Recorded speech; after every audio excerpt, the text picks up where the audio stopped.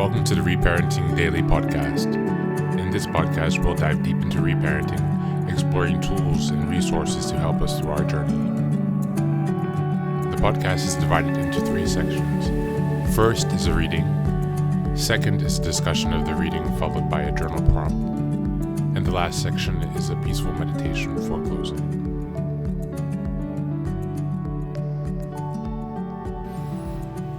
Good morning, good afternoon, and good evening from whenever and wherever you are joining us today.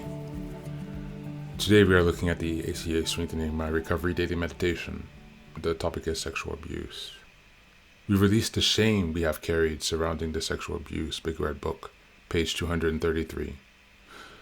Those of us who are sexually abused often gravitated towards self-destructive behaviors to numb the pain and shame. With meetings and the help of our higher power, we gradually shed some of the behaviors that kept us stuck. If we have acted out sexually, we learn to respect ourselves and others. If the use of pornography has brought us shame and guilt, we look honestly at its effects and let it go, one day at a time. If we have numbed ourselves with socially acceptable pastimes like TV, computer games, we have learned to find balance. Some of us who are connected financially to our perpetrators begin to take steps to become financially independent of them, letting go of their control. In recovery, we honor our inner child who survived the abuse by learning how to play again, by giving them a voice and listening to them, especially around sexual thoughts. We let them know that it's okay to talk, to trust, and to feel. We let them know we are there for them, and that they come first, that they don't have to be sexual to be loved. On this day, I will remember that as I work my program, I am rescuing myself and no longer allowing the abuse to control my life. Thank you, and that's the reading for today.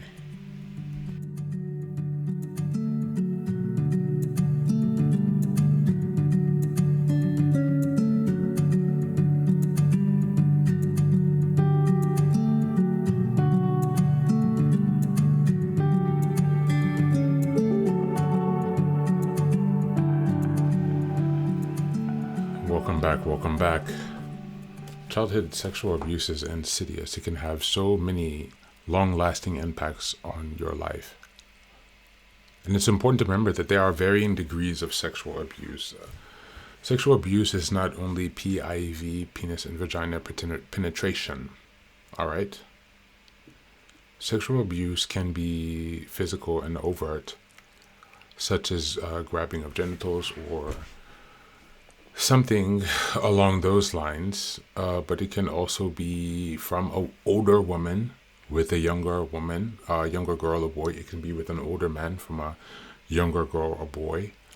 And going outside of the overt sexual abuse, we should think about covert sexual abuse.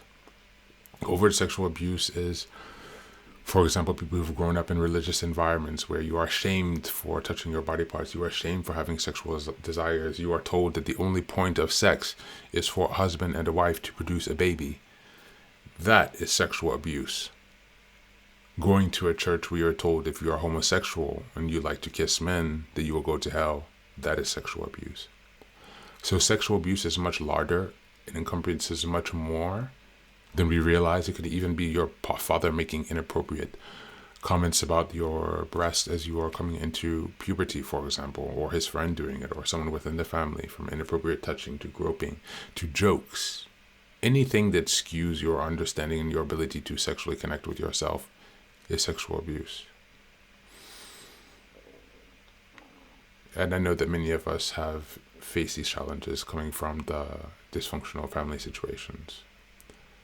And it really does show up in your life, and it has trickle-down effects into your relationships. And then because it impacts your relationships, it impacts your social situations. And because your social situations impacts your work and therefore your finances, then it really trickles down.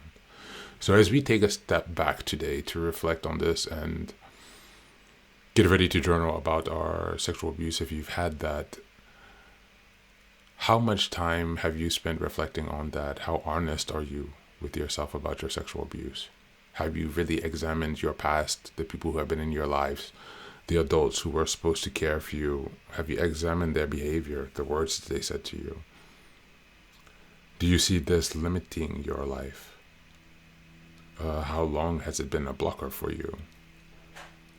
And how do you want to best seek help for yourself as you reparent yourself? If this is something that you haven't experienced, perhaps you can take some time to journal and reflect on people who have experienced this. Maybe you know someone, but it can also improve your ability to empathize and to understand people's situations. And so I think this is a very important topic for all of us, regardless of if you've experienced it personally or not. It is profoundly impacting trauma. So as always, thank you for being here. Take care of yourself and be well.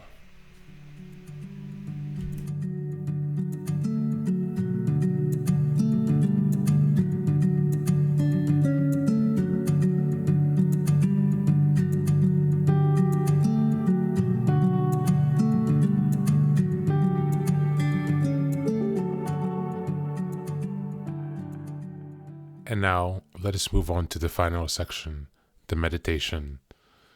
This is an unguided meditation. I will simply provide some music and you can take some time to relax. Please feel free to choose a location and a place where you feel safe and where you can be undisturbed for the next 10 minutes. You can choose to be sitting down, standing, as you like, wherever you are most comfortable. Thank you for being here and enjoy the meditation.